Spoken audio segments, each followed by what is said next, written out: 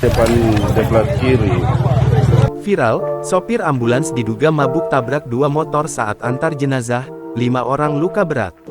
Beredar video yang memperlihatkan mobil ambulans yang mengalami kecelakaan beruntun saat mengantar jenazah ke rumah duka di Deplat Kiri, Distrik Jayapura Utara, Kota Jayapura, Papua, Sabtu tanggal 7 Januari tahun 2023 pukul 7.20 waktu Indonesia Timur.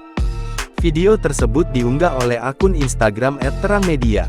Melansir Tribun Papua, kecelakaan beruntun tersebut berawal dari satu unit mobil ambulans yang hendak mengantar jenazah ke rumah duka.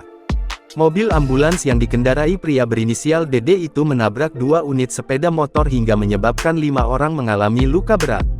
Kelima korban luka berat itu masing-masing bernama Salomina, 28 tahun, Epi Justina, 28 tahun, Anton, 44 tahun, Yuliana, 36 tahun, dan Valen, 3 tahun. Peristiwa kecelakaan beruntun ini terjadi lantaran pengemudi mobil ambulans, DD, sedang dalam pengaruh minuman keras. Kapolsek Jayapura Utara, Kompol Yahya Rumra, mengatakan setelah mendapat laporan kecelakaan beruntun itu polisi langsung ke lokasi kejadian. Selain evakuasi korban, polisi juga mengamankan DD ke Mapolsek Jayapura Utara serta mengantarkan jenazah ke rumah duka.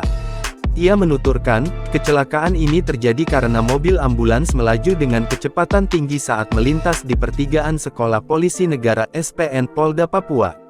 Namun, ketika hendak belok ke rumah duka di belakang SPBU Polda Papua, mobil ambulans itu menabrak sepeda motor yang dikendarai Salomina dan Epi Justina. Naas, sesampainya di situ, mobil ambulans tersebut kembali menabrak sepeda motor jenis Honda Vario yang dikendarai oleh Anton, Yuliana, dan anaknya, Valen. Kompol Yahya Rumra menambahkan, saat ini kasus kecelakaan beruntun ini sedang ditangani oleh unit Lantas Polsek Jayapura Utara.